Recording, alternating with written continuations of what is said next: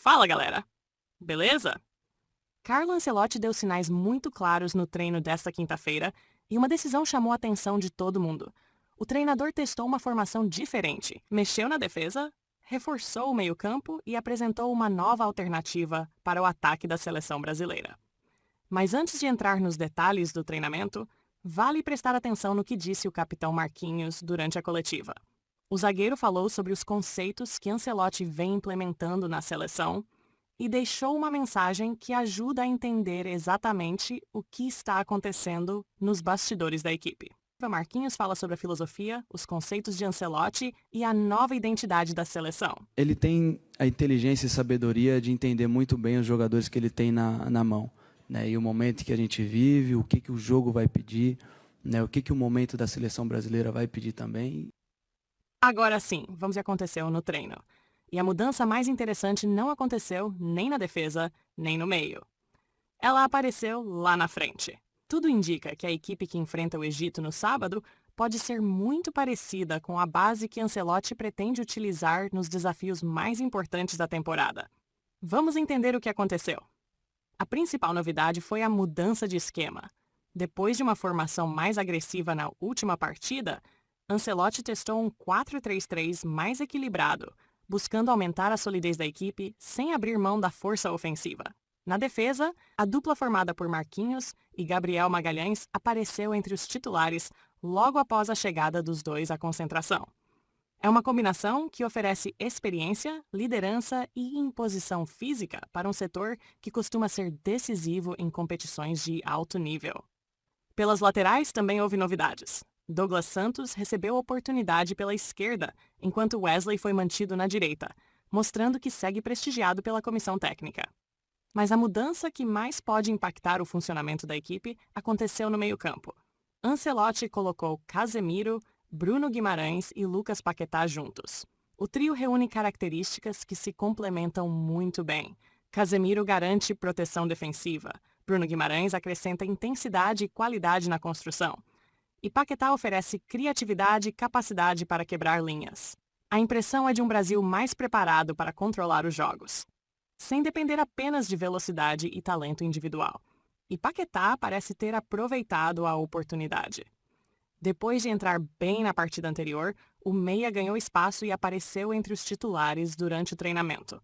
Agora chegamos à mudança que mais despertou curiosidade. No ataque, Igor Thiago foi testado como o homem de referência. A ideia é dar à seleção uma alternativa diferente para determinados momentos das partidas. Quando os adversários fecharem os espaços para Vinícius Júnior e Rafinha, o Brasil poderá contar com um atacante capaz de disputar bolas aéreas, segurar a posse e criar presença dentro da área. É uma característica que pode ser extremamente valiosa em jogos mais travados. O treino também contou com a presença de centenas de torcedores, que acompanharam de perto as atividades da equipe. O clima já lembra grandes competições, e a expectativa aumenta a cada treinamento. O que ficou evidente é que Ancelotti observou atentamente o que aconteceu contra o Panamá. Naquela partida, a seleção demonstrou mais equilíbrio quando reforçou o setor de meio-campo. O time ficou menos exposto defensivamente e passou a controlar melhor as ações do jogo. Tudo indica que essa foi a principal inspiração para os testes realizados agora. E existe um detalhe importante que ajuda a explicar todas essas mudanças. Foi justamente sobre isso que Marquinhos falou durante a coletiva. Entrada da coletiva completa. Marquinhos explica os conceitos, a filosofia de trabalho de Ancelotti e a evolução da seleção. Acho que essa parte mais tática a gente tem que deixar para o nosso treinador vir responder um pouquinho melhor as coisas. Né, eu acho que ele tem a inteligência e sabedoria de entender muito bem os jogadores que ele tem na mão, né, e o momento que a gente vive, o que o jogo vai pedir, né, o que o momento da seleção brasileira vai pedir também, o que os jogadores em campo estão conseguindo corresponder ao que ele quer também. Né, eu acho que cada atuação, cada jogo, cada momento, eu acho que numa Copa do Mundo as coisas são muito rápidas. Né, em outras Copas do Mundo eu já vi também, em momentos de campeonato assim, de tiro curto também, a gente vê que nem sempre o time que começa, né, é aquele que vai terminar ali na frente. Né, então todo mundo está preparado, né, e em qualquer momento o treinador vai precisar de fazer uma mudança, dar uma mexida ali no sistema tático.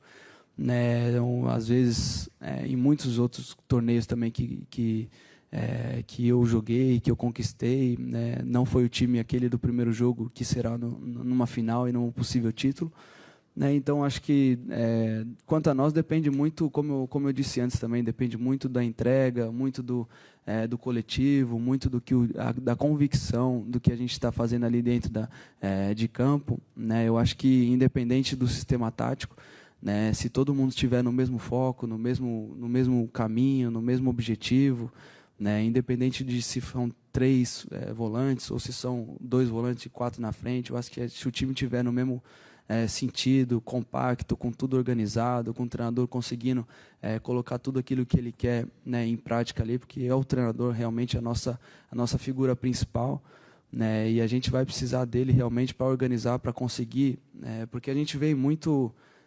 cada um de uma filosofia, né? Quando a gente vem do clube aqui para a seleção brasileira, né? Se cada um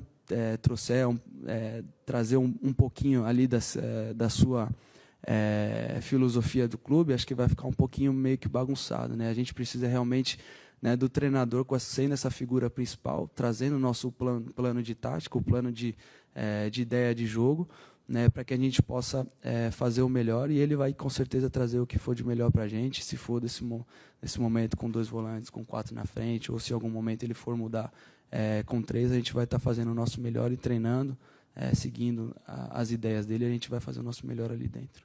Com esse novo desenho tático, o Brasil ganha consistência sem abrir mão da qualidade ofensiva. E o talento individual continua impressionando. Vinícius Júnior segue entre os jogadores mais decisivos do futebol mundial. Rafinha vive grande fase. Casemiro mantém sua liderança. Bruno Guimarães entrega intensidade. E Paquetá acrescenta criatividade. Se o treinamento servir como referência, a provável equipe para enfrentar o Egito terá Alisson no gol. Wesley, Marquinhos, Gabriel Magalhães e Douglas Santos formam a linha defensiva. Casemiro, Bruno Guimarães e Lucas Paquetá aparecem no meio-campo. E no ataque, Rafinha, Igor Thiago e Vinícius Júnior. Enquanto isso, Neymar continua seu processo de recuperação e não deve atuar neste compromisso. A prioridade da comissão técnica é garantir que o camisa 10 esteja totalmente preparado para os desafios mais importantes que virão pela frente. E existe outro detalhe que anima bastante o torcedor brasileiro. O banco de reservas também chama a atenção. Endrick pode mudar uma partida em poucos minutos. Matheus Cunha oferece mobilidade e qualidade técnica. Luiz Henrique atravessa grande momento e surge como mais uma opção importante para o setor ofensivo. Esse tipo de profundidade costuma fazer toda a diferença em torneios longos, porque grandes competições não são vencidas apenas pelos 11 titulares, são conquistadas pela força do grupo inteiro. E quando observamos as opções disponíveis, é impossível não enxergar potencial. A cada treinamento, a seleção parece ganhar uma identidade mais definida, mais organizada, mais consciente do que pretende fazer dentro de campo. Ainda faltam alguns dias para a estreia, mas uma mensagem já começa a ficar clara. O Brasil está longe de ser apenas um conjunto de estrelas. Ancelotti quer construir uma equipe. E se esse processo continuar evoluindo, o torcedor brasileiro tem motivos para acreditar. Afinal, a camisa mais vitoriosa da história do futebol continua perseguindo o mesmo objetivo: voltar ao topo do mundo. E agora eu quero saber a sua opinião. Você aprova esse meio-campo com Casemiro, Bruno Guimarães e Lucas Paquetá? Manteria Igor Thiago entre os titulares ou daria uma oportunidade para Endrick? Deixe sua opinião nos comentários e vamos acompanhar juntos cada passo da seleção brasileira. O sonho continua vivo e toda grande conquista começa muito antes da bola rolar.